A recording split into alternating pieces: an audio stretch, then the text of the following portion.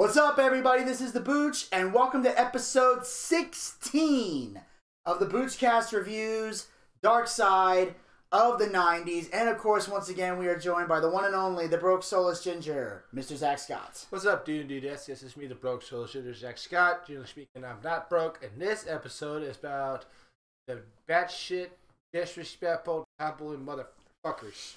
Yep. Apparently, they have no life whatsoever. None whatsoever. And now, ladies and gentlemen, this week it's special. We are diving into the world of tabloid TV. This was a very focal point in the 90s and still prevalent in a lot of areas today. In fact, it's even stronger today because back then it was just reporters. Now today it's fucking everybody. At the start of the 90s, TV news goes tabloid. Rules are rewritten. Reporters go rogue. The public sees a chance to cash in, and television news will never be the same. Will not. For decades, the nightly news in America is a serious affair. But in the 90s, it becomes a current affair. Beginning with a current affair. A current affair. So-called serious news gives way to a new kind of television journalism, and the story that will become a watershed moment in this transformation centers on a violent love triangle happening on Long Island, New York. So, back then, before the 90s, people took the news very seriously. This was something that was like meant to, we report the facts, we report what happened. There is no, here's what I think. No one gives a shit what you think as a reporter. Your job is not to give an opinion. Your job is not to be biased. Your job is, here are the facts. Present them.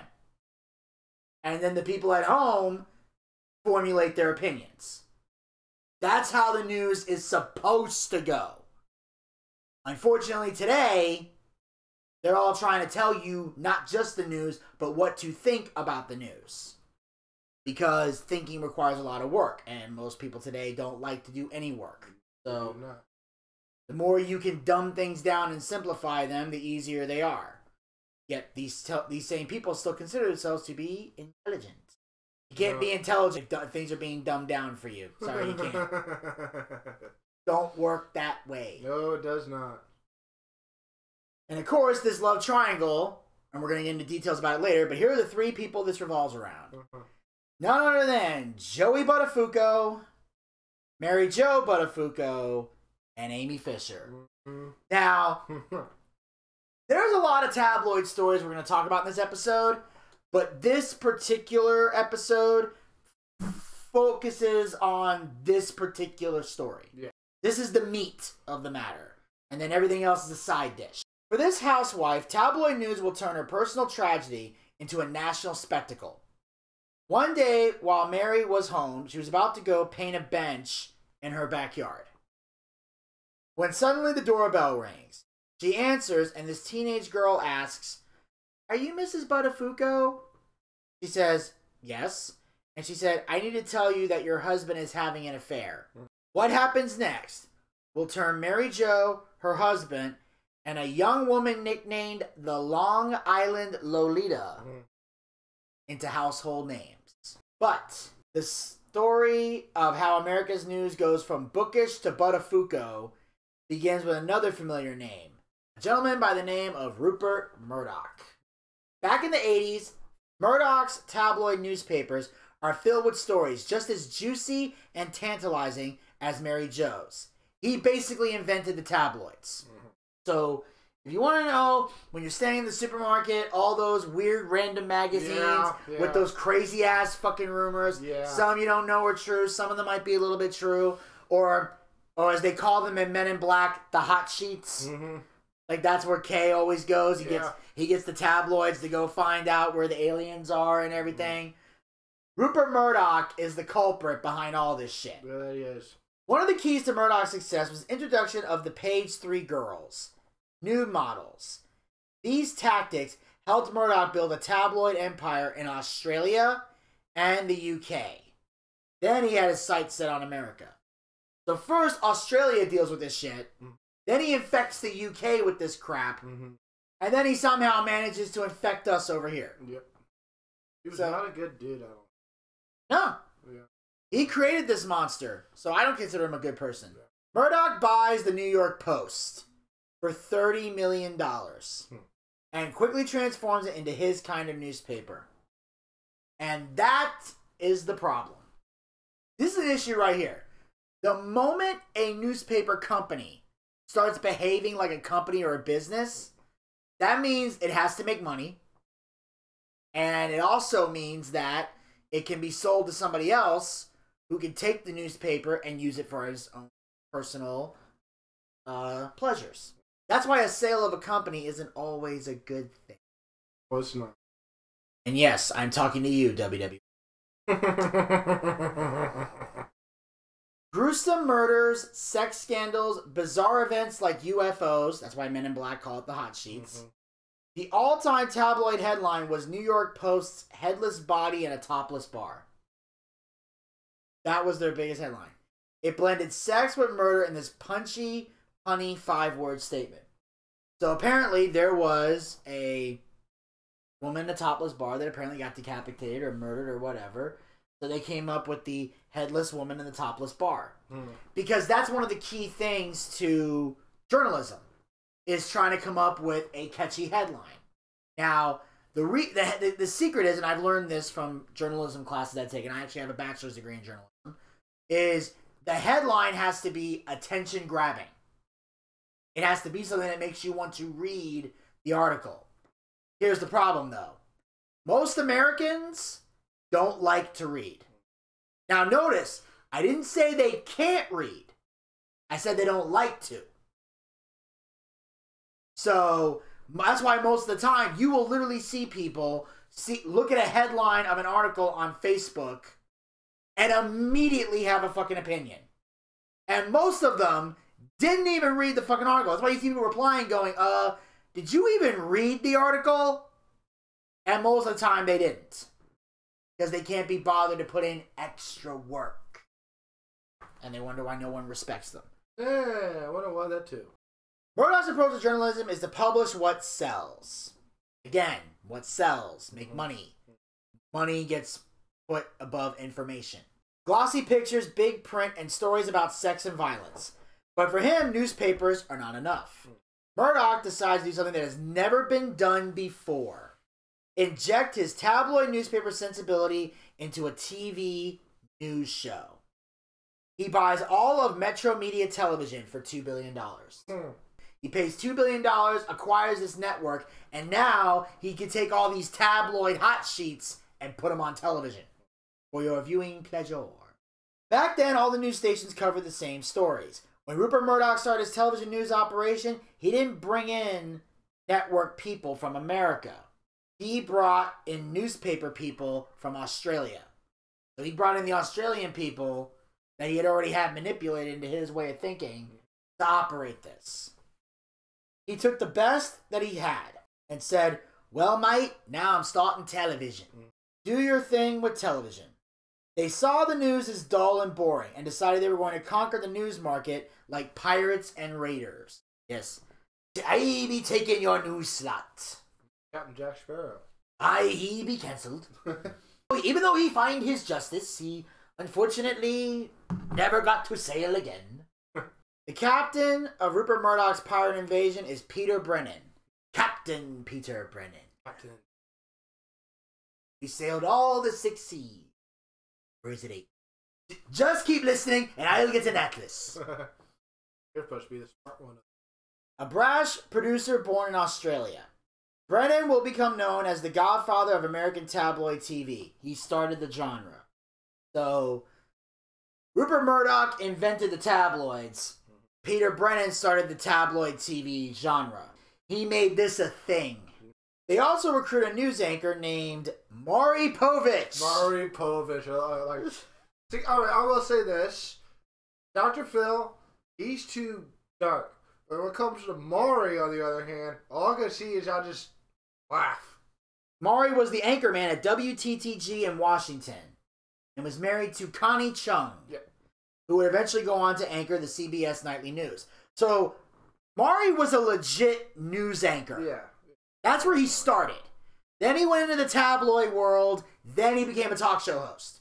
So first he was a real, like, you know, I deliver the news and I am a newsman and I am the guy that presents the facts and has journalistic integrity. Like, that's where he started. And I like Maury too. I did. Yeah. I never had a really problem with. I didn't either. Like, you know, Maury, in my opinion, was a very likable guy. Yeah. Maury wasn't a traditional reporter. No. He was never satisfied with minute-and-a-half stories and didn't have a great reputation of being a cookie-cutter anchorman. And that makes Maury a key ingredient in the show Rupert Murdoch and Peter Brennan are cooking up. So he didn't like doing the normal cookie-cutter news network thing. He did it, but he didn't like it. Yeah. And there are some people who aren't fans of cookie-cutter stuff. Yeah. And cookie-cutter basically means straight-laced, down the middle, no controversy. It's people-pleasing. You know? Which is fine in some cases, but if that's not who you are, it shows. That's why some people need to be more real and more authentic. Like, I've been in the people-pleasing area. I fucking hate it. That's why I'm so blunt and honest when I talk about here and I'm addressing fucking idiots. Because it's what I love to do. Address fucking idiots. Because I spent 13 years trying to pretend that I wasn't encountering fucking idiots. And here we go. So this is 13 years of holding this shit in and only letting it out in short bursts, maybe on the podcast or around my friends or around other people, like privately. But now here I am on a YouTube video saying these fucking morons, and it makes me feel good. Yes, it does. You mentioned certain wrestlers or actors or musicians. He goes full Hades like James Wood did in Hercules. Magicians? You don't like some magicians. What magicians have I hated on? I'm just making an example. A Current Affair debuts in New York City in the summer of 1986. I was born in the summer of 80. You were? Yeah. Oh. I guess A Current Affair did take place. It was an instant ratings hit. The show tells stories that network news dismissed as tabloid rubbish. They felt they were stories people wanted to hear about. Conflict, lust, and drama. And in a lot of ways they are. Yeah.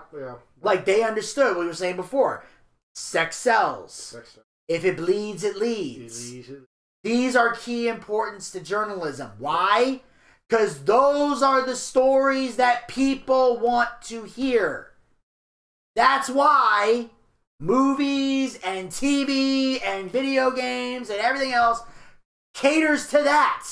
As I was saying before, those things did not make people have violent tendencies. Those tendencies were already there. Because people love that shit. While A Current Affair is recorded in a New York City TV studio, the stories that make it on the air are decided in a bar across the street. It was called the Racing Club. And they would meet there to go over the lineup for the show, because Australians love to drink no matter what time it is. You're not Australian?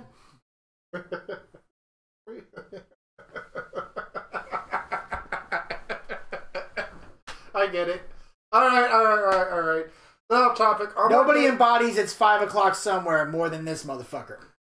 Hey, I'll tell you the truth, there, folks. I don't give a fuck what anybody says. Like 9:30, I'll get up. I'll take a Lyft or Uber. It's like, oh, I feel like drinking. And I called him and it's like, what the hell are you doing? I was like, and I was slurred. I was like, he was like, Zach, it's not even 11 o'clock yet. And I go, I don't have nothing else better to do today. And he go, okay, never mind. It's like, it's my day off. Okay. I was like, and I'll call up Vinny every once in a while, intoxicated. He doesn't like it, but he does chuckle every once in a while. I don't do it all the time now. I don't. I got, you know what goes far with alcohol? What? YouTube. YouTube is my best friend when I'm fucking drinking. Hey, at least it's not Amazon or eBay. You buy something stupid. I was like, you know how many drunk people buy stupid shit? I know. I was like, oh, something. Wake up. I was like, what the hell am I doing with the... Never mind. I can't say that. Like I've been sitting in front of the computer with a glass of wine and an eBay password. Wondering when did I buy a tea set? A Current Affair quickly gains a reputation for being able to break news stories. Yeah. Especially when those stories are rife with sex and violence. Yep. Sex and violence sells. Yep. They talk about the preppy murder story with Robert Chambers in early 1987, where he had rough sex with this girl in Central Park and she died. The girl's name was Jennifer Levin. I didn't know you could die from rough sex. Like, how rough we talking? Was he choking? Was he... He had to be. Or was he like, or did he just pound her so hard she died? Choking. Yeah, because if some women in the pornographical world like to be choked. I'm like, well, it's not... Okay. I mean, I see some shit. I was like, okay, I was like, poor girl has a rape fantasy on Pornhub. I'm like, okay, no. Like, hey, look, Kendra Lush and the teen stepdaughter tying up with the boyfriend. I'd rather watch that. Well, here's the thing. I've dated girls that like to be choked. The problem is nobody knows how to do it right. There's a way to do it and there's a way not to do it. And in fact, I will give you the code. Here it is. The trick is when you take your hand and you put it like this around the neck. You put thumb on one side and all your fingers right here. The mistake people make is they put the thumb in the middle. Don't do that. It crushes the windpipe. That's how you can kill somebody. You do it like right here, and you kind of squeeze a little bit as you're being aggressive, and you squeeze and you squeeze and you squeeze. Because this is one of the rare moments when you're doing this, you got to be looking to their face. Because sometimes when guys have sex, they close their eyes because you're trying to focus on the task at hand. If you're gonna choke somebody, keep your eyes open and look. And if at any point you see anything like if the face starts to turn a certain color, or if you start noticing that shit's about to go south, you just kind of let go. But watch my hand. See, I don't take my hand off completely. I just loosen the grip. And that's what I do. Like I'll literally grab a girl and I'll be like squeezing really hard. I'm just like banging. Then after a couple of pumps, I'm like, okay, let me release it. Let it be a little bit.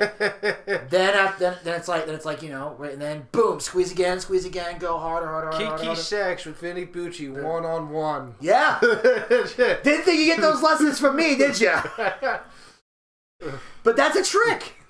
That's the trick. That's how you do it, by providing pleasure and not killing somebody. And I had to learn that when I started dating girls who like to be choked. Now I already knew the windpipe part, but I had to do the timing on my own. Yeah. Because there were a couple times where I saw the face change a certain color and went, "Oh shit! Let me let go. Let me release that." I had to learn to time it. With you, release the booch. That came at the end. Okay. But then again, it wasn't just the booch. There was like a couple million. But anyway, well, that was after I released the booches. The crowning jewel of that story was one of the reporters, Raphael Abramowitz, had come across a tape that Robert Chambers had made right before the trial started. In the video, Robert tears off the head of a doll, and A Current Affair ran that tape. So now they're starting to think, oh, he ripped the head off this doll. He must be fucking crazy. Apparently, that's how they check people's history. Like, does he decapitate toys? Does he torture small animals? Things like that. I was like, oh, and I saw this. It's like, maybe I was like, okay, so you think he's a psychopath because he pulled the head off a doll? Yeah. Hey. Well, because here's my question: when he ripped the head off the doll, was he saying things like "fucking Jennifer"? Like, then okay, I can see how that would work. Yeah, but if he's just ripping the head off a doll. People need to understand the difference between someone being a psycho and someone being healthy with releasing their anger and their stress. True. It's like a guy who punches a hole in the wall or kicks a hole in the wall or kicks a door or something. People automatically go, oh my God, he's abusive. No, he's not. He's just pissed. He's pissed. You know how I know he's not abusive? Because he made a choice. Instead of punching his spouse, he punched the wall. Why did he punch the wall? So he wouldn't punch his spouse. You see a psycho, I see a guy who made a smart choice. Worst case scenario, you pay to fix the wall. True. You don't have to take the girl to the hospital and say, she fell. Dumbasses. So anyway, as soon as the story came out, the ratings were huge, and Rupert immediately syndicated A Current Affair throughout the country. Yeah. Along with telling stories ignored by traditional TV news, A Current Affair doesn't look or sound like those other shows. No. It incorporates music, sound effects, and actors. So what they do is they put music in to kind of draw you in, like background music. They have sound effects to show that's when the girls started screaming. Ah! They put that in there. And they have actors to do reenactments, which ironically is exactly what Vice TV does with Darkside. Mm-hmm. If you watch Dark Side of the Ring, Dark Side of the 90s, Dark Side of Football. You can't see their face. They're all black. They're all in the shadows. Yeah, and then Dark Side of Comedy, which I'm currently watching right now. Because I'm getting ready to do the research for that show. Mm-hmm. But if you watch Vice, they actually have reenactments of scenes. Yeah. Like they'll be telling a story about we opened the elevator and there was Chris Farley, and they have a reenactment of two people in an elevator, the door's opening, and someone looking like Chris Farley sitting there all boozed up and coked up and heroined up and all that, just in the fucking stall. They're showing you through reenactments. Or like when they said, so he got in there and he punched him in the face. This guy like in slow motion going, and then a guy falling on the ground as he's telling the story about how I knocked this person the fuck out. So that's kind of what Vice TV does in a way with their reenactments and their stories. If they have actual footage, they'll show it. But if they don't, they show the reenactments as the person's telling the story for the entertainment to keep you going. They do the same thing with the tabloid TV. Like when they said, Mrs. Buttafuoco, they show a reenactment of a girl ringing the doorbell and a lady answering the door and standing there. So that's how they incorporate this.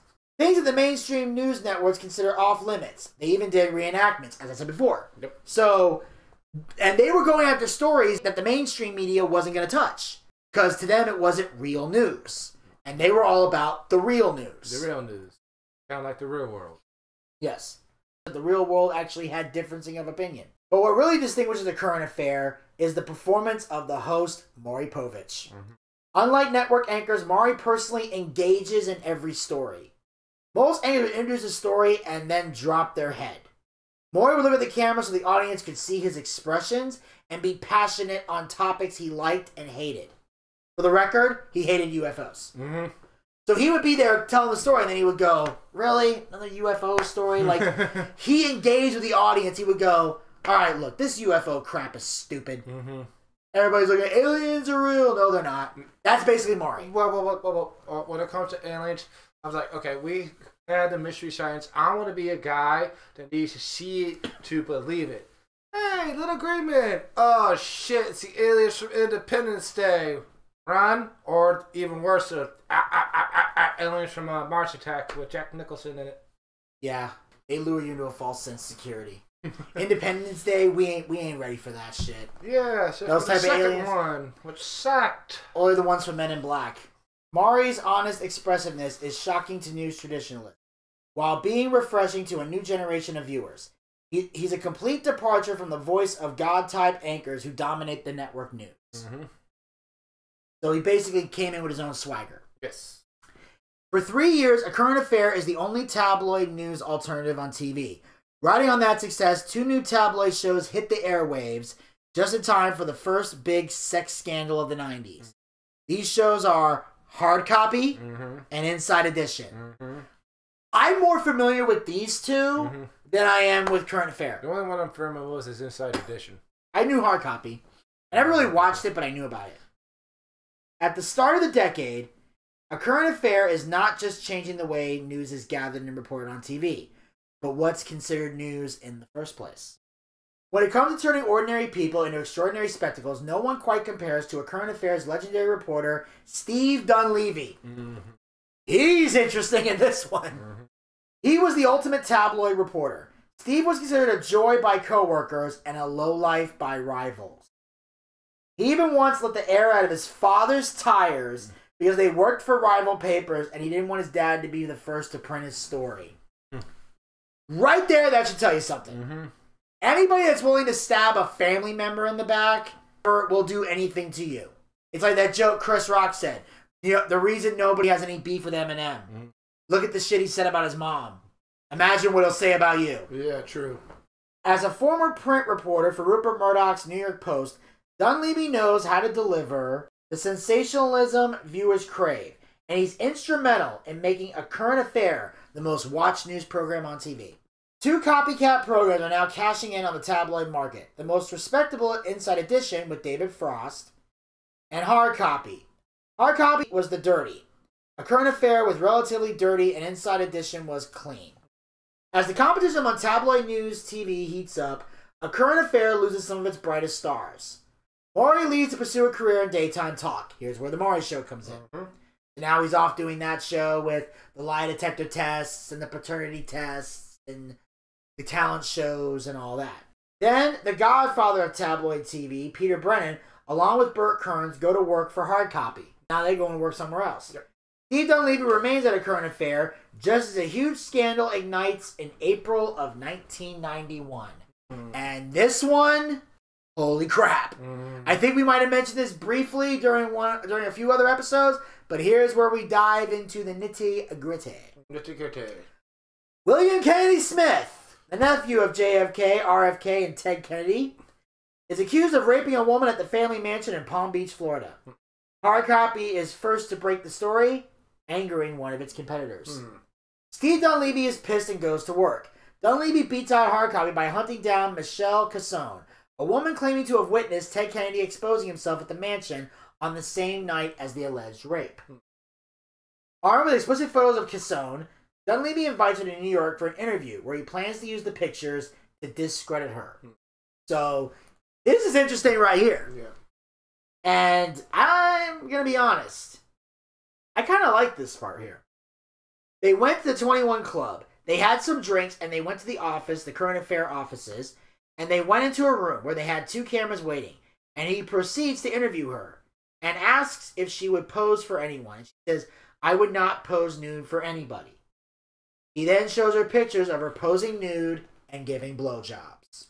Dunleavy's report raises doubt about Cassone in the public eye. More important for Dunleavy's career, the interview feels ratings when Cassone attacks him mid-interview. She grabs him and bites his fingers and shoves the cameras. Because she's pissed. Because she got caught in a lie. Yep. And to me, that's what I like. Is, look, obvious. This is what I'm going to say. I said before, I said it again. Rape is one of the worst things you can do in life. But one thing that is worse than that is lying about it. Making up stories. Trying to claim that, oh, I didn't want to do anything sexual. Really, bitch? We got some pictures. We got some proof. And that's what happens when you lie. And this thing should piss off everybody. That's why I've always said, when people try to investigate or talk about victims of rape or sexual assault or anything else, everybody should be wanting to look for stories and facts and have questions to ask. Because this is the catch that people forget when they're trying to, not shame the victim, is this. If you believe somebody's story flat out, outright, and it's revealed later that that person is lying, not only does the liar's credibility get destroyed, your credibility gets destroyed. Very true. Because if one of you is lying, then all of you could be lying. So if a bunch of people are going to come forward with an accusation, y'all better have your story straight. Y'all better make sure one of you isn't lying to get attention. Because if one of you is lying, it's going to fuck up your whole case. Because it's going to make people think, if person number 1 is lying, maybe person number 2 is lying. Maybe person number 3. It fucks things up. So you want to check this shit. And it's even more traumatizing for the people who aren't lying. True. Because that liar fucks you up. For the privilege of being humiliated on national TV, Cassone is paid $1,000 by A Current Affair. But that she got paid at all generates criticism from traditional TV news outlets. They hated that they paid for interviews, even though 60 Minutes did the same thing. And this is where shit gets interesting. Because now we're finding out they're paying people for interviews. That's how they're beating the competition. Hey, we're going to throw some money at you. Come on our network and tell your story. Now, sometimes they're paying you just to come on and tell the story. Yes. But then we find out later the payment can also mean something else. True. But apparently 60 Minutes also paid for guests. Yes. Because they know that's the best way to get people to do anything. It's like, for example, most people today, like big name celebrities, if you want to interview them on a podcast, you got to pay them. Yeah. Some people will get on a podcast for free. Mm-hmm. Most people, you got to pay them. That's why whenever I talk about our website, you know, anchor.fm/theboochcast/support, one of the things we say is with the money we raise, we say we use it to bring in bigger name guests. Mm-hmm. That means with the money that we raise for the podcast, it allows us to go after big names that we normally wouldn't be able to get. We would pay them a fee to come on the show and tell their story or do an interview. Because there's a lot of people who charge to be on podcasts because they're taking up an hour of their time. Mm-hmm. And it's a way to get a person on your show and make money, and you make a deal like, hey, promote my show. If the show is live, do a promo to promote it. Or if it's going to be taped and aired later, cut this promo so we can play it and it airs later. And then upload it on your social media. And then once we have the link, we send you the link. And I expect this of every guest, by the way. I get pissed off when they don't do this. If I have somebody on the podcast, on the Boochcast, I expect them to take that link and share it if you're on it. If you don't, I take that as offense. Because I'm not just doing this I don't want just my listeners to see it. I want your fans to see it. That's why you bring big guests on, to up your ratings and get more viewership. So that's what they find out here. Now, trading cash for exclusive interviews soon becomes more than just a question of journalistic ethics.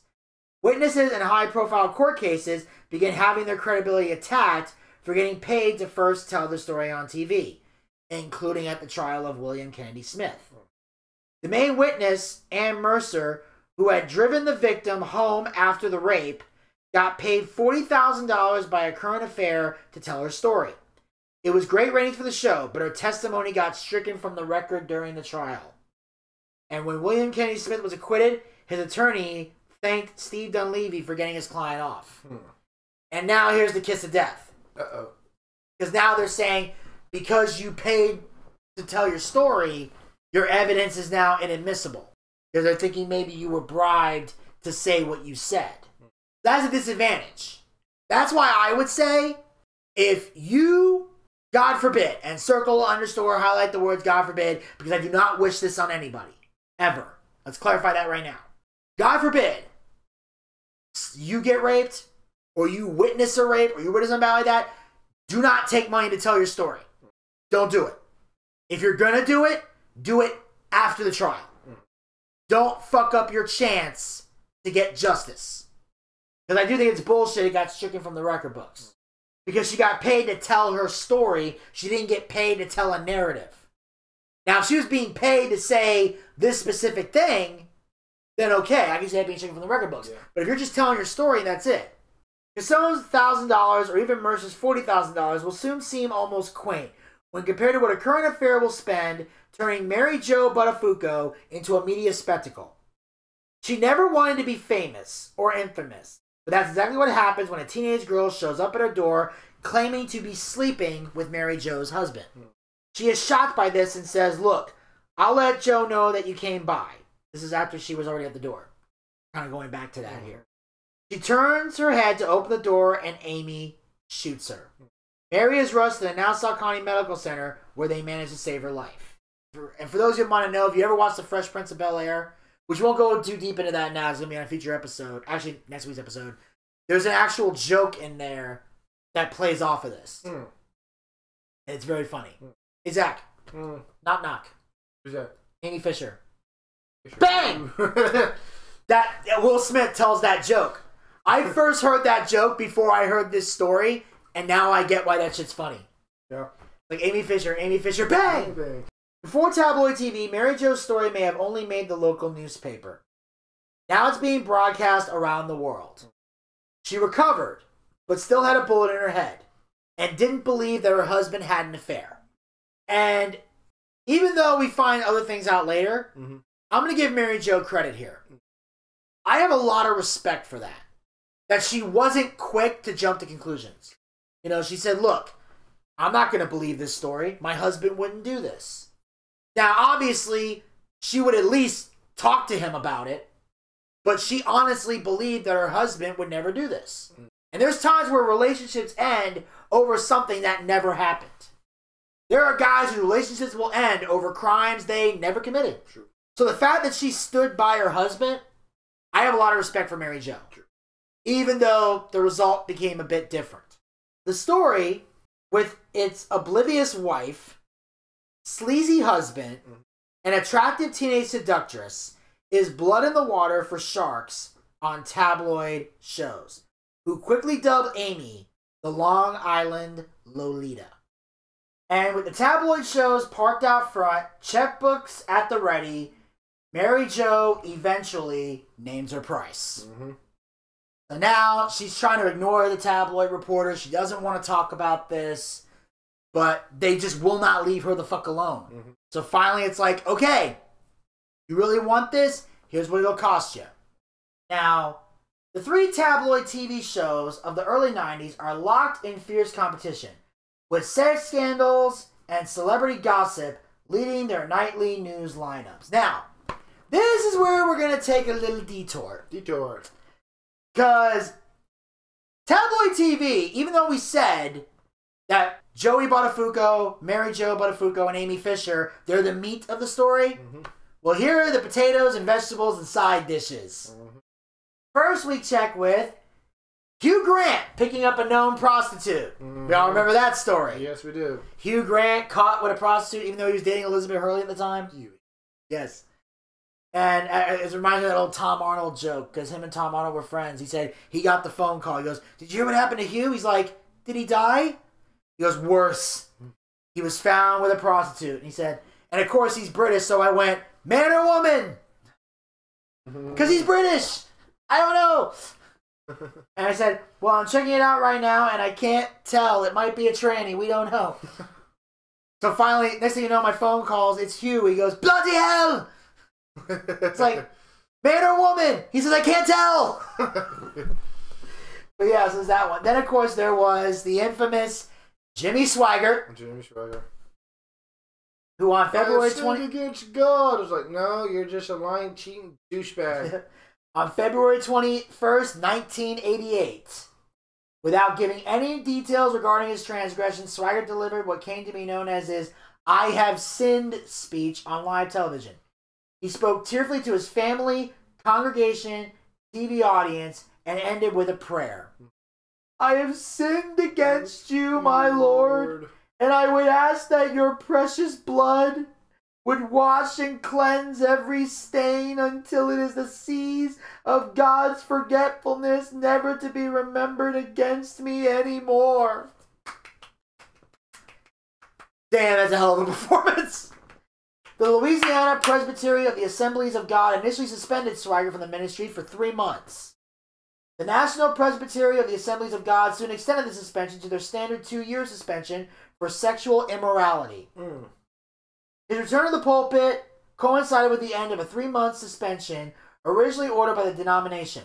Believing that Swaggart was not genuinely repentant in submitting to their authority, the hierarchy in the Assemblies of God defrocked him, removing his credentials and ministerial license. So basically, he can no longer be a minister, he can no longer preach, he can no longer practice.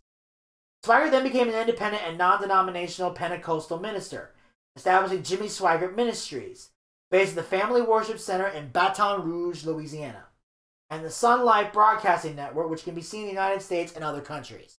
I don't know if he's still alive today, if that's what he's doing, but that was the biggest scandal there. And then, of course, Michael Jackson's drug treatment for pain med addiction. We all remember that one. The pain meds, the propofol, and all that, which they say is what caused him to die in 2009. You know, so there was that. Michael Jackson on the painkillers. In addition to, among other things. Then, of course, there's the 2 child molestation cases. One where he settled out of court, which pissed off Johnny Cochran. People wonder why when Michael Jackson went to trial in 2005, why Johnny Cochran wouldn't represent him. That was why. Because the first time he hired Johnny, because here's what happened. It was right around this time, I think the Thriller album was coming out. And Michael Jackson didn't want the bad publicity. So he settled out of court. Because they were trying to get money. A lot of these cases Michael Jackson wasn't guilty of anything. They were just trying to get money. So he gave them money. Mm-hmm. Go away. Because he didn't want the bad publicity. And he wanted to settle. And Johnny Cochran got pissed. And this is Johnny's infamous words to Michael Jackson. And it's a quote that followed Johnny Cochran for his whole career. He said, "You don't hire Johnny Cochran to settle. You hire Johnny Cochran to win." So if you're not willing to go to court, do not hire Johnny Cochran. Because Johnny plays to win. Yes. That's why he costs an insane amount of money. Or used to before he died. Was this the same lawyer that defended OJ? This is the same guy that defended OJ. Okay, that's what I thought. Glove don't fit, you must acquit. That was Johnny Cochran. Or in the nation where the glove don't fit, it equals bullshit. That's what I'm saying. You know, you swim with the fishes, you dead sons of bitches. Like, there's Johnny Cochran. Shit in one, shit in the other. See what goes up faster. Yeah. Be nice to the cripple. Show him some nipple. So, you know, there you go. So, the thing is, Johnny Cochran did not fuck around. He wanted to go to court and he wanted to win because he knew the more he won, the more money he could charge and the more clients he would get. Mm-hmm. So he did. So when they settled out of court, Johnny would never represent Michael again. Because the second time he went to court because he wanted to end this once and for all, he was found not guilty on all 10 counts. Yes. So we finally put it to bed. Then, of course, another big moment in the 90s. Hey, boys and girls, your pal Pee-wee got a bum rap. Pee-wee Herman jerking off in the porno theater. Yep. I'm going to say that one more time for the people in the back. Pee-wee Herman jerked off in a porno theater and got in trouble. No sense. It doesn't. Makes no sense. What do you think happens in a porno theater? I've never been to one. I don't need to go to one. I think maybe like one in Atlanta. I've never been to it. I've seen it when I drove by, but I've never actually been inside of it. But yeah, you just can look it up. Hey, here you go. It's on a phone now, and it's free. But I'm just saying, why would you go? Who goes to a porn theater? Okay, who watches porn and doesn't jerk off is my first question. The only time I've ever watched porn and didn't jerk off is if I already finished jerking off and the movie was still going. Or the one time I watched Backdoor to China because I was doing research for a review I was doing on the Regular Guys since I was a wrestling fan and China did a porno. That's it. Other than that, if I'm watching porn, I'm jerking. Nobody goes to a porno theater and is not jerking off. What is wrong with you? That I would be more creeped out if someone wasn't jerking off while watching porn. I'm more scared of that. What the fuck is wrong with you? That's creepy to me. And it killed his whole career, which was fucking dumb. Because there was never a time where you watched Pee-wee's Playhouse. He didn't talk about masturbation. He didn't do any of that stuff. But here's the problem. When you work in children's television, people forget that you're a grown adult and you're going to do grown adult shit on your personal time. That's what grown adults do. It was stupid. But it was the ultimate tabloid thing, and because he had a different look than he normally had, he had longer hair. Paul Rubens had longer hair at the time. He had facial hair because he had taken a break from Pee-wee's Playhouse, so he wasn't dressing up. He wasn't walking around looking like Pee-wee.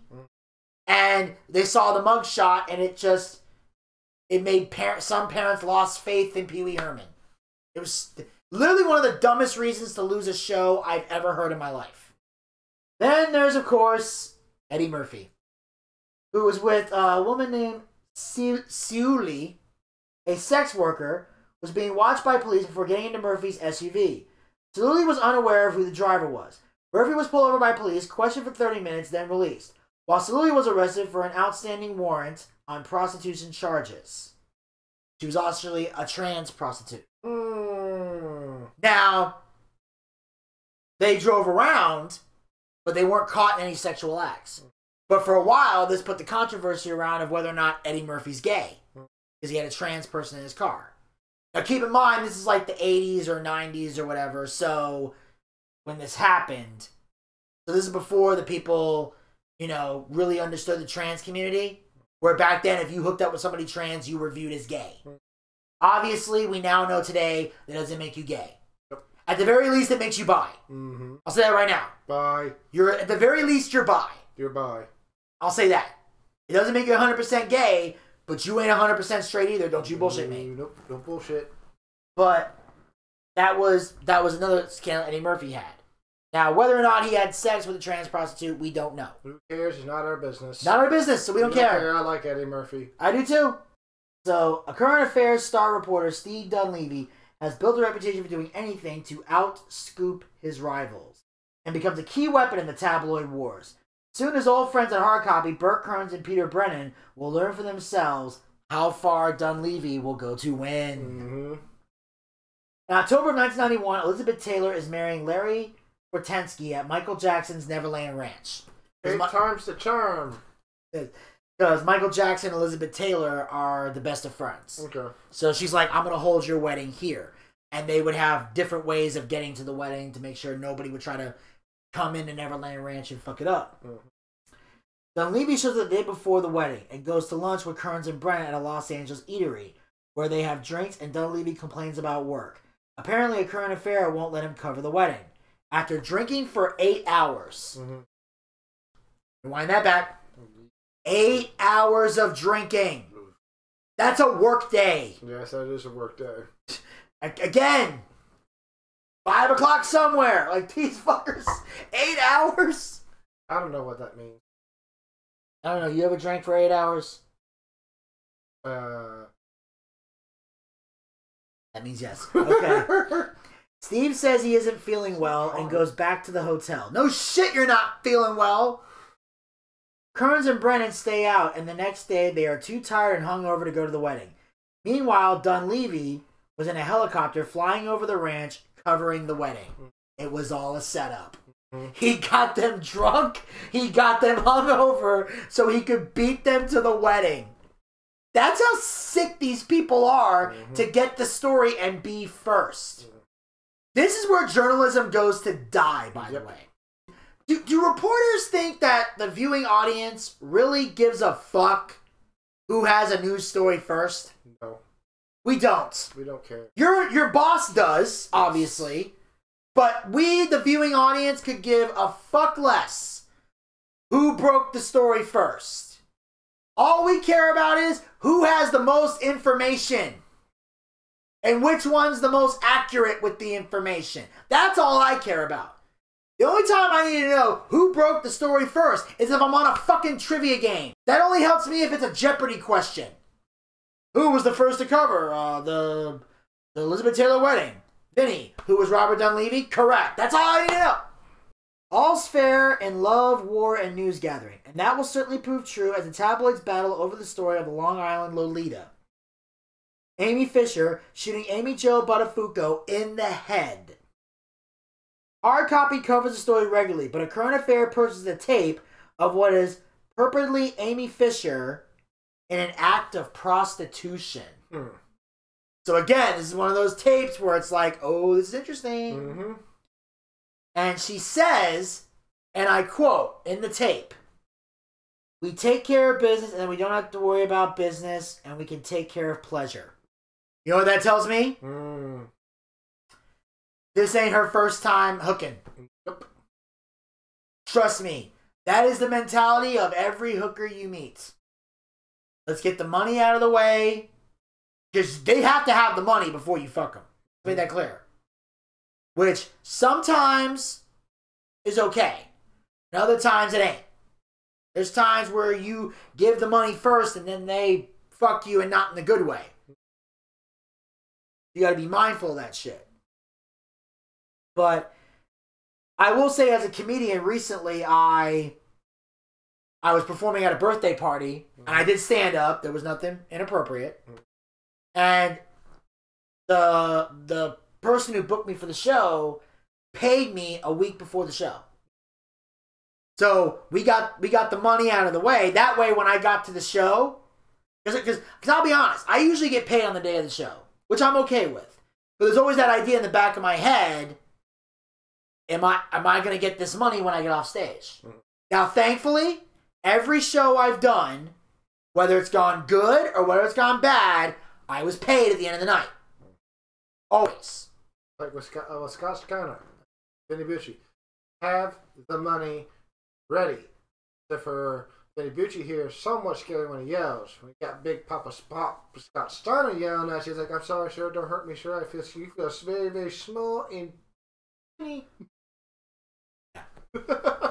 That's one of the rules. There's three things certain in independent wrestling: death, taxes, and you better have Scott Steiner's money. So, but the thing is that that's what helped. By the time I got the party, I didn't have to worry about money that day. I just set up my mic. I did my show. When the show was over, we all hung out afterwards. I didn't have to worry about money because I already had the money. Mm-hmm. Now, once I get off stage, there are some people that want me to stick around and hang out, but I always tell them, all right, I need the money before I can stay and hang out. Mm-hmm. I like to deal with the money off stage after the show, but if someone wants to pay me before the show, I ain't going to argue with it as long as I get my money. Mm-hmm. But I'm but once I'm done performing, if you want to do anything else after that performance, I need my money. Like, all right, I just did my job. Hand me my money. Now that I got my money, what do you want to do next? You want to go hang out? You want to talk some more? Whatever. I'll stay for the party. I'll stay to hang out. I'll network with people. But once I get off that stage, I want my money. If I haven't already gotten it. But that's literally how it is. Take care of business. You don't have to worry about business, and you can deal with pleasure. Yes, that is literally spoken like a true hooker. They promote their exclusive sex tape. A Current Affairs teases the upcoming segment by leaking images to the tabloid newspapers the day before the show is to air. But by announcing the story early, A Current Affair opens the door for Hard Copy to play some hardball. They intercept the satellite from A Current Affair and recreate the video with actors. So they have a package that includes a bit of the sex tape, a bit of the still photos in the newspaper that they shook in front of the cameras that looked like it was video, and their reenactment, and they said, tonight exclusive, the Amy Fisher sex tape. Mm-hmm. And Hard Copy fucked the whole thing. Yep. Because Hard Copy airs a half hour earlier than A Current Affair, they managed to steal the exclusive. Mm-hmm. It was considered piracy, and A Current Affair told Kearns he was dead and his career was over. Like, oh, we gonna kill you, mother.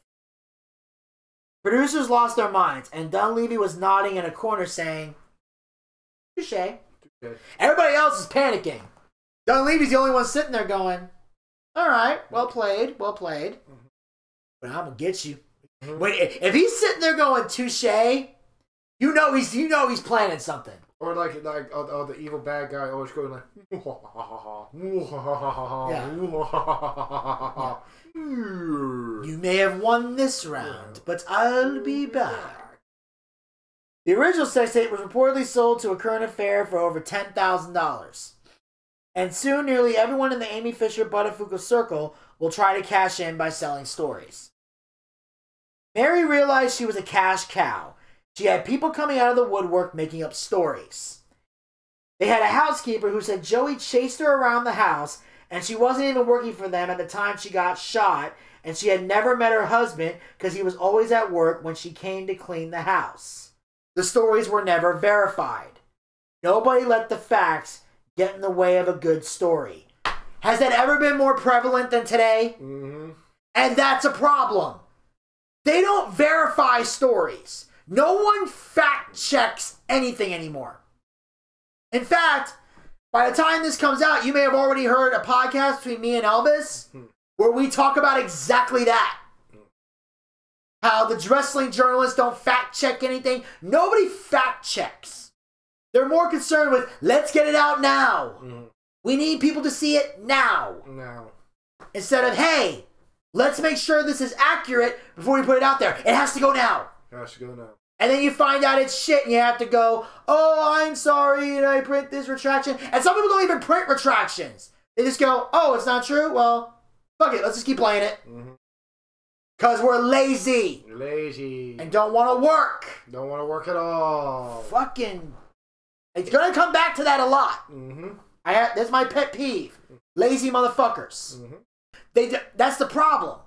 Like, most people say, like, my opinion means as much as your opinion. Which is true when it comes to opinions. But we now live in a world where someone can say, my opinion has just as much value as your fact. Facts facts overrule opinions every time. True. If you're coming in with an opinion and someone's responding to you with a fact, you can take your opinion and shove it up your ass. True. It don't mean shit what you think. It's what's real. I think the sky is green. Well, it's blue, motherfucker. Look up. Mm-hmm. You can say the sky is green all you want, but when you look your candy ass up to the sky, guess what? You're gonna see blue. Blue. You dumb fuck. Idiot. The tabloid coverage of this story is relentless, and it seems like everyone is watching, including the judge in Fisher's criminal trial, who sets the teenager's bail at $2 million. $2 million. Persuaded by speculation in tabloid TV that she's a flight risk. They're thinking, oh my god, she's going to be a flight risk. She's going to leave town. She did shoot somebody in the head. Yeah.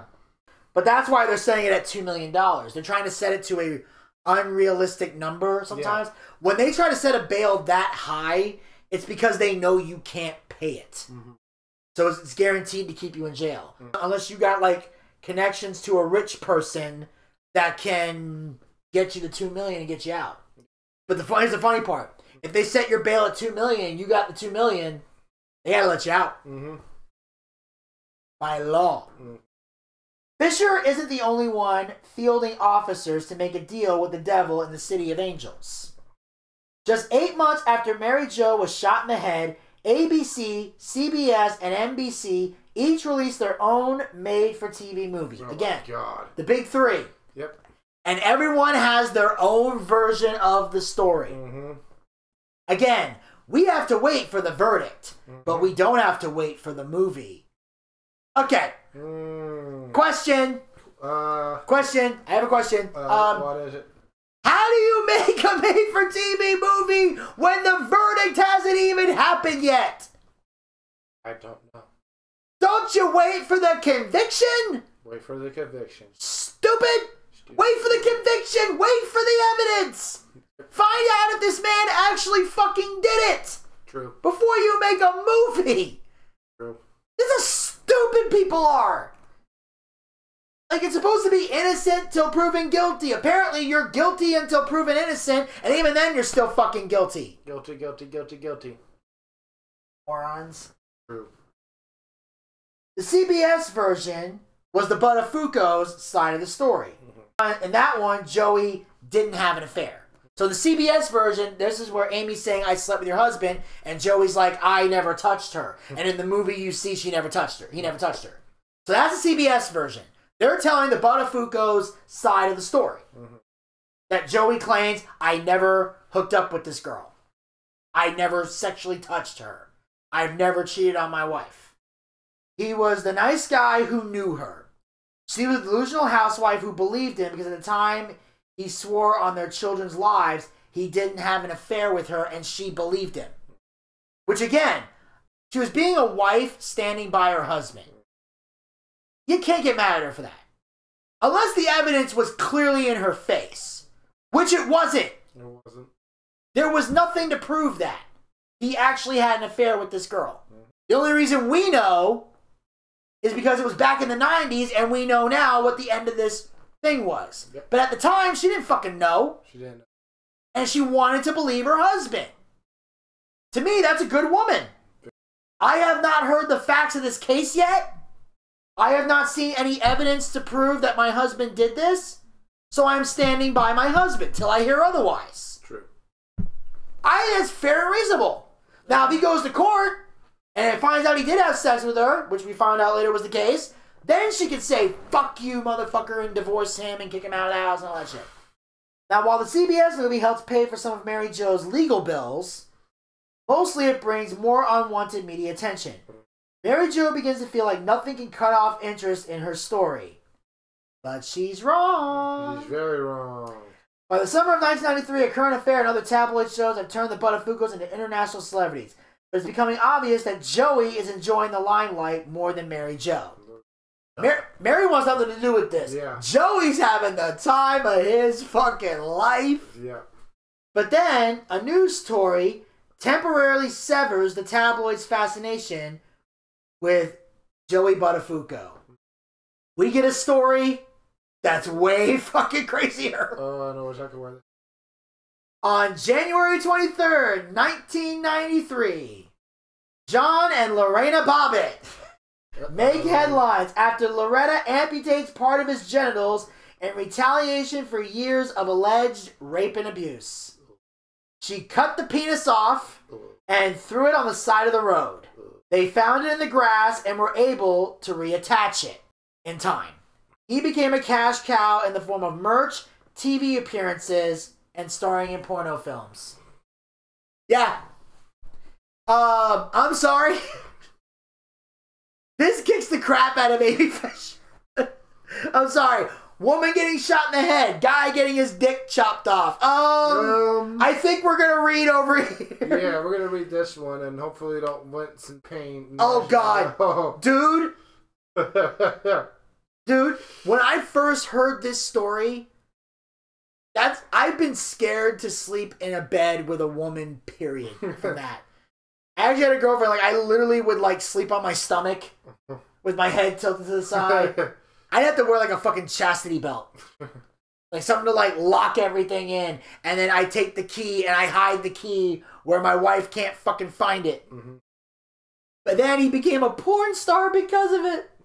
That makes me... Well, it's because everybody was fascinated to see his dick once they found out, because they were able, because that's the thing. If a body part like that gets cut off, you have to immediately find it, mm-hmm. put it in ice, mm-hmm. and then you might be able to surgically reattach it. But after a certain point, if it rots or it dries up, you won't be able to reattach it. Ugh. And then you gotta get a transplant or get a new one or whatever. It's the same case with fingers mm-hmm. and everything, or toes. You gotta have them concealed in ice, get somebody to a hospital immediately, and be able to reattach it. So they were able to find it, immediately get it in an ice or a cooler or whatever the fuck, and then got John to the hospital and was able to reattach his dick. Mm. But that was one of the most fucked up stories ever. God. Yeah. Be crazy. And you don't know if John got what he deserved mm-hmm. or if Lorena was fucking nuts. By default, most guys were like fucking nuts, because I'm like, what could he have possibly done to deserve getting a dick chopped off? Apparently something bad. I mean, rape could do it. Yep, that's often what people say when we talk about rapists and child molesters, cut it off. Mm-hmm. So, if it was true, it's hard to think about. The Bobbitts get paid for exclusive interviews to the tabloid news shows, which are now paying out big money to anyone with a story they hope will boost their ratings. Exclusive with the Bobbitts give Inside Edition a boost in their numbers, but finding stories that will deliver blockbuster ratings night after night, 5 nights a week, become an increasingly difficult task. When a current affairs ratings hit an all-time low, they decide to return to a story that always worked.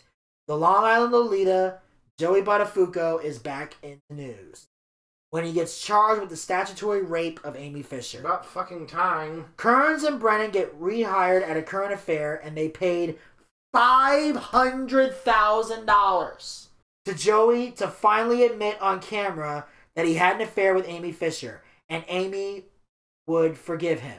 But even though he pled guilty to the rape charges, he tells his wife he never had sex with Amy Fisher. He claims he only plea bargained to spare the family a trial. And at this point, Mary Jo still believes him. Now, at this point, mm-hmm. this is where Mary Jo's an idiot. Mm-hmm. Before this, she wasn't. Mm-hmm. I gave her credit in the beginning. At this point, she still believes him. She's an idiot. Mm-hmm. Now you're stupid. But I am going to say this. Obviously, he did have an affair with Amy Fisher. And I'm going to clarify this right now, because this is something that I always thought was weird, that I never really liked. Obviously, a grown man having sex with a teenager is always wrong. Unless it's 18 or 19. Anything under that, you're fucked in the head. Totally fucked. Not taking anything away.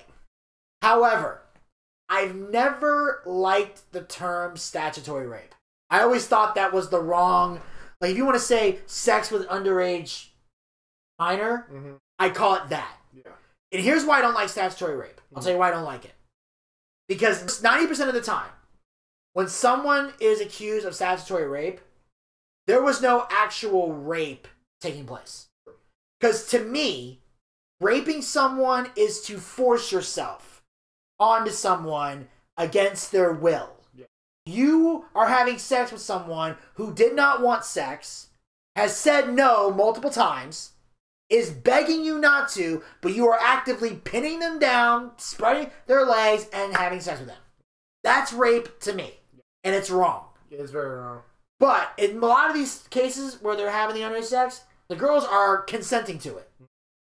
The problem is, society, at least back then, and believed that underage girls were not capable of making that decision for themselves.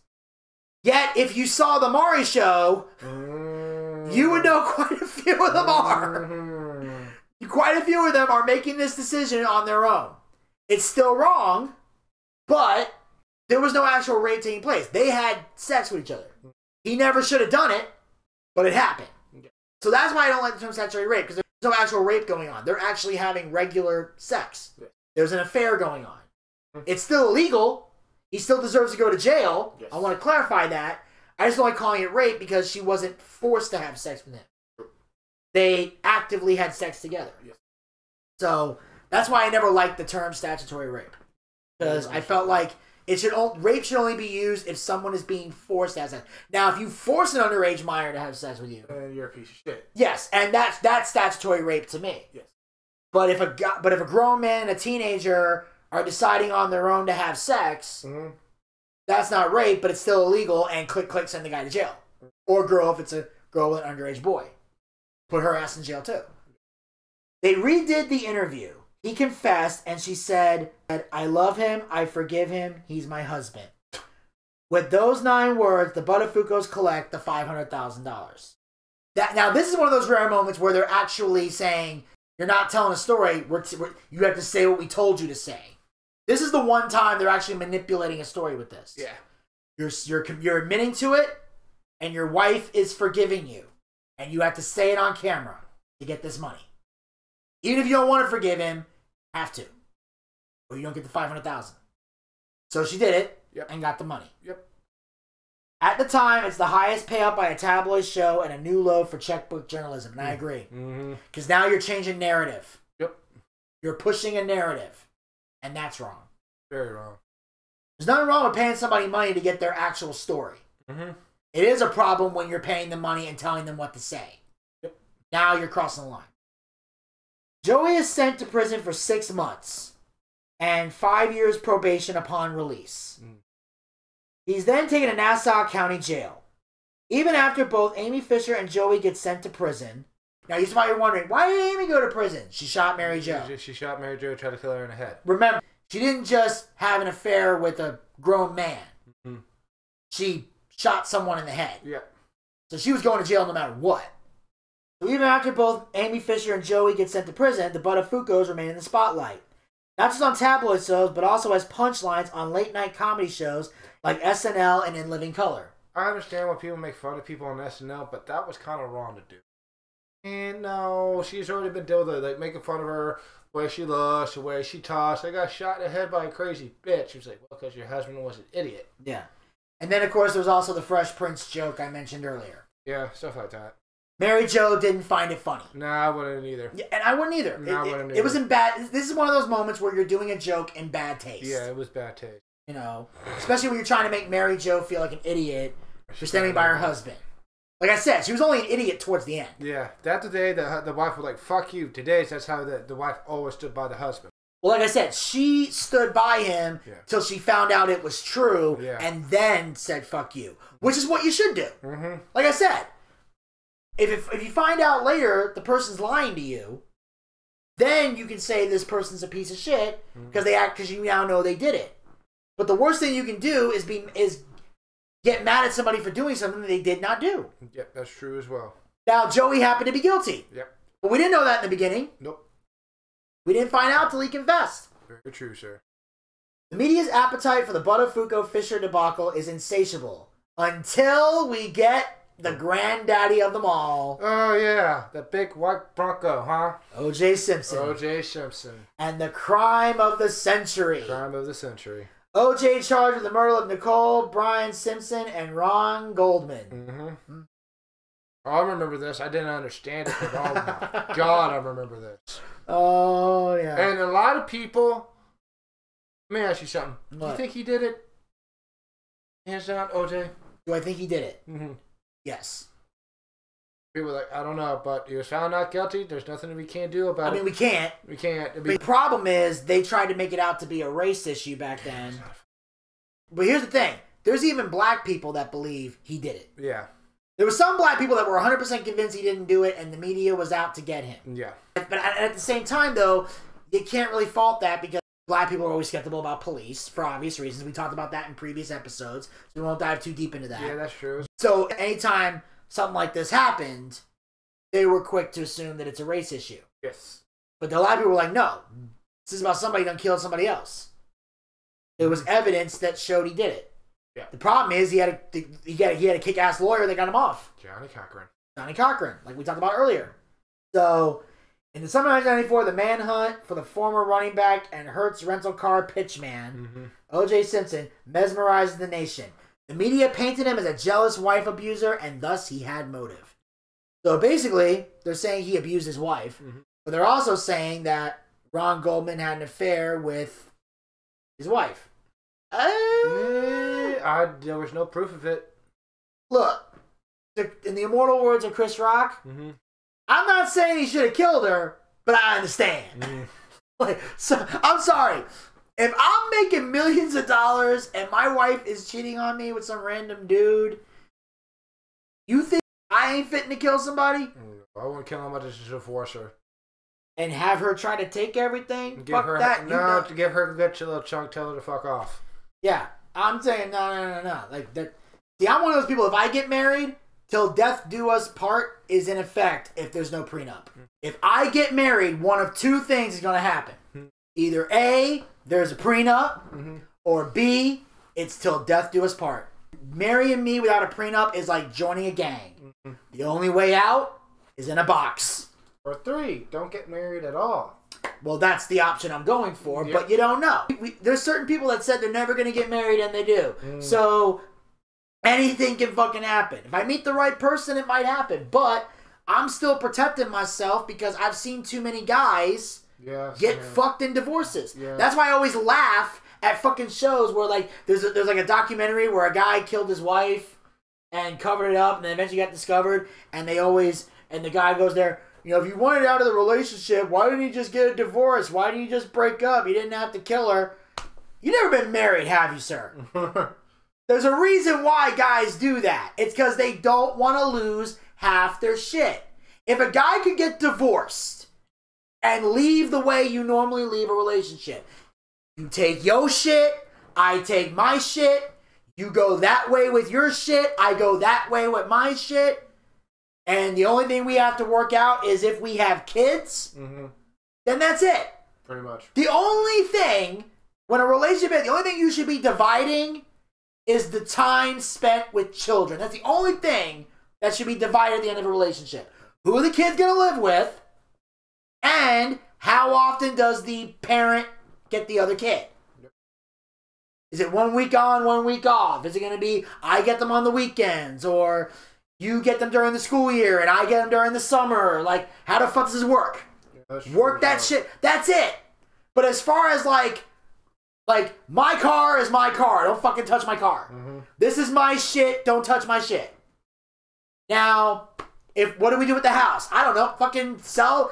We can either do something amongst ourselves to decide who gets the house, or fucking we sell the house and split the profit right down the middle. Let's say we sell the house for $200,000. You take $100,000, I take $100,000, and we go our separate ways. That's the only thing you need to divide is house and children. Nothing else should be up for grabs in a fucking divorce. Very true. I agree with you on okay? that. Now, house should be if both of you bought the house together. Now, let's say, hypothetically, like if I was married to a woman and she moved in here, and we got divorced. We're not dividing this house. You get the fuck out. Out. You can get the fuck out. That's how that goes. Now, on the flip side, let's say I move into her place and we get divorced. I grab my stuff and I leave. Yes. Now, let's say I move out of this house, she moves out of that house, we find another house and we buy that together. Okay, I can see us having to divide that. Yes. That's a reasonable compromise there. It is. But we don't need to go to court for that. We'll settle it our own way. Mm. We can either do some kind of competition for it. We can do some type of amicable thing like that. But I'm not going to sit in court having to pay my attorney fees and her attorney's fees, and I get dragged, and you just go into this deep financial ruin. Because I'll tell you right now, if I get divorced, it ain't going to be because of an infidelity on my part. Because I don't cheat in relationships. Never have, never will. No matter how mad a girlfriend made me. Once the trial gets underway, 150 million viewers watch the trial like a daily soap opera. Yeah. It was on every day. It was on every day. Turning the judge, attorneys, and witnesses into mini celebrities. Yep. OJ got famous from this. Donnie Cochran got famous from this. I think one of the Kardashians' male parents was like a lawyer in this thing. But there was a lot of people that got famous off of this thing. It was the perfect tabloid story. It had murder, sex, and celebrity. It also has the power to obliterate the line between network and tabloid news. Really? I wonder why. With the tabloid shows regularly out-reporting the mainstream press. Now, after a decade of looking down their nose at the tabloid news, mainstream networks start looking a lot like the thing they once despised and criticized. Yes, they do. Yes, they do. They adopt this formula quick, fast, and in a goddamn hurry. Very true. I'm talking to you, Don Lemon. And you, Sean Hannity. Alright. They decide if we can't beat them, join them. Join them. And they start reporting like them. And that's when we get into another good tabloid story here. Tanya Harding and Nancy Kerrigan. Yep. Nancy was attacked, and Tanya said she wasn't in on the plan, but also did not go to authorities right away. So that's the whole thing where someone attacked her and busted her knee with a crowbar or something. You see that infamous scene where she's laying there with her leg going, why? Yeah. Why? Yeah. Why? They thought she was a threat to Tanya Harding winning the gold medal. That was the big story right there. Nancy Kerrigan and Tanya Harding. Remember that? Yeah. To this day, Tanya still says she had no part in it, but everybody's convinced she did. I think there's no proof of it, so I don't know. I don't know either. Apparently, it was people who worked for her, but she didn't orchestrate it. Yeah. But when she found out, she didn't tell the cops right away. So it's like, you didn't cause it, but you didn't help her either. That's probably why a lot of people have issues with that.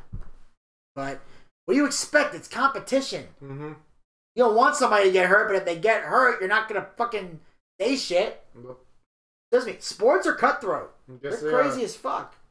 For Mary Jo Buttafuoco, the media's fascination with OJ gives her enough time away from the spotlight to get her life together. In 2003, she finally divorces Joey. Took her long enough. Yes. To this day, he has never apologized for what happened. Of course not, he hasn't. That's wrong. That is wrong. Isn't it? Even if your wife was going to divorce you, you owed her an apology for that. Yes, you do. He did. At least be a man and give her that much. I agree. That's sick. Joey and Amy continue to bask in the spotlight a little bit longer. For Joey, it's stints on Judge Judy and celebrity boxing. I knew Joey Buttafuoco somewhere. I had no idea who the fuck he was. I'm like, was he an actor? What movies was he in? I had no idea as a kid that he was in this crazy scandal. I just knew he was a celebrity somehow. And for Amy Fisher, it's a string of more sex tapes. She just became a porn star. Yeah, she just became a porn star. I wonder if her and John Bobbitt ever did a porn together. That would have been fucking money. That would have been funny, and also because it's seriously fucked up. But okay, a lot of money. Well, I mean, when Amy becomes of legal age, is what I'm saying. Obviously, like by this point, she's no longer underage. No. Once she's of age, you know, her and John Bobbitt making a video together, that would draw fucking money. That'd be a lot of money. You know how many 90s people get their hands on that shit? Oh my god. But by the end of the decade, the tabloid TV shows that made them famous are essentially dead. Once the network shows started copying their style, the tabloid shows became obsolete. Obsolete. That's pretty much what happened. They adopted their style of reporting, and then those shows disappeared. Because now we can watch Fox and CNN and MSNBC and get the same bullshit press where facts don't matter. Everyone's using their opinions. Everyone has a narrative they're trying to push. And if it doesn't fit the narrative, you're not going to report it, even if it's the truth. Very true. And that's why no one respects modern day journalism. And why a lot of you should be arrested for impersonating journalists. In 2019, Steve Dunleavy, the man who best epitomized tabloid journalism in the 90s, dies at the age of 81. Good riddance. But the legacy of what he helped create lives on. TMZ is now one of the new tabloid shows. And, of course, TikTok. And Twitter. Yeah. And Facebook. Yep. TikTok's even worse. Instagram. I don't do TikTok. I'm on Instagram. I don't do Twitter or anything like that. I do Facebook. I was like, oh, this is cool. Click. Yeah. That's all I'll say. I didn't do TikTok for the longest time. But then when I was at work, my boss started to embrace TikTok. So I had a TikTok page, but in the beginning, all I did was create reels for lipo drops. Yeah. And basically it would be somebody either exercising or eating something or doing something. Mm-hmm. And the thing would say, looking to lose weight. Mm-hmm. And then I have a picture of the lipo drops formula that helps you lose weight. Mm-hmm. And it would go, there is a better way. So I had to pick different themes, and the thing would be the same thing. So it would be like someone eating food out of a fridge, looking to lose weight. Mm-hmm. There is a better way. or somebody's working out, looking to lose weight. There is a better way. But then eventually, once Lipo Drops got its own TikTok page, mm-hmm. I deleted those off of mine. And then one day, Joe Flo from 11 Alive, mm-hmm. which for those of you who may not remember, he was the guy that interviewed me when I was eating the car. Mm-hmm. Remember when I got on 11 Alive and did that news story on me? Yeah. Well, Joe, on his TikTok page, started posting reels from our interview. Because he just recently got a TikTok page. And it was getting so many hits, and I was getting tagged in all of them, I finally started embracing TikTok. Mm-hmm. The first video I did was to tell people to follow all my other social media pages. Mm-hmm. Then I did a second one where I talked about why I had those Lipo Drops videos on here. Then I did a third one where I was just unwinding after a long day, and I played Here Comes the Sun, and I'm just smoking a Black and Mild, and it goes, unwinding after a long day. Dun, dun, dun, dun, dun, dun, dun, dun. And then the rest of them were reels and clips from Booch in the Car. Mm-hmm. That I've been posting. And then there were some that were clips of my stand-up that I was using to promote the Anchor Bar shows. Yeah. So I started mixing in different TikTok videos. And I plan on adding more in the future, but that's why I got involved with TikTok, because Joe Flo convinced me to start using TikTok. But I don't go on there all the time. I go on there with a purpose. I don't go on there and watch other TikTok videos. Yeah. The only time I see a TikTok video is if I'm going in there to upload something and it happens to pop up in my feed. Yeah, I got you. But I don't check TikTok every day to go, let me see some cool videos. I ain't got that kind of time. Yeah, me neither. I just don't. And that, ladies and gentlemen, will conclude this episode of Boochcast Reviews Darkside the 90s. Zach, as always, I thank you for taking time out of your busy schedule to join us, and come back next week, because next week we got a good one. Mm-hmm. This one is called Black Sitcoms Last Laugh. Mm-hmm. This one is going to be diving into some of the greatest black-led and black-performed sitcoms in history. And there's a lot of good ones from the 90s. Mm-hmm. A lot that I saw. I don't know if Zach's seen any of them, but he might have seen a few. We'll get into all of those next week. Yes. Here on the Boochcast. So make sure you guys follow us on all of our podcast platforms. Link is down in the description box below. Follow us on all of our social media platforms. The link is down in the description box below. Support the Boochcast. As we mentioned before, go to anchor.fm/theboochcast/support.